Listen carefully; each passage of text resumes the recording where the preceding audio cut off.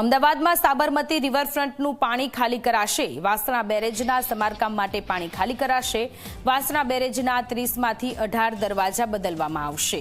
1 એપ્રિલથી 15 જૂન સુધી આ કામગીરી ચાલશે। વાસણા બેરેજના સમારકામ માટે પાણી ખાલી કરવામાં આવશે। અમદાવાદમાં સાબરમતી રિવરફ્રન્ટનું પાણી ખાલી કરવામાં આવશે। વાસણા બેરેજના 30માંથી 18 દરવાજા બદલવામાં આવશે। 1 એપ્રિલથી 15 જૂન સુધી આ કામગીરી ચાલવાની છે।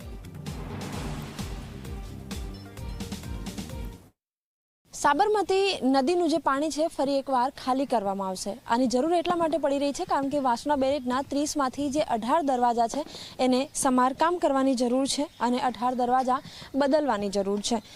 ટૂંક સમયમાં જ આ જે કામગીરી છે એ શરૂ કરવામાં આવશે, જેનું પેપરવર્ક લગભગ પૂરું થઈ ચૂક્યું છે। 1 એપ્રિલથી 15 જૂન સુધી જે સમારકામ છે એ પૂરું કરવામાં આવશે કે જેથી જ્યારે ચોમાસાની સિઝન હોય, કારણ કે ઓફિશિયલી ગુજરાતમાં વરસાદની સિઝન 15 જૂનથી શરૂ થઈ જતી હોય છે, એટલે એટલા સમયમાં આ જે કામગીરી છે એ પૂર્ણ કરવામાં આવશે।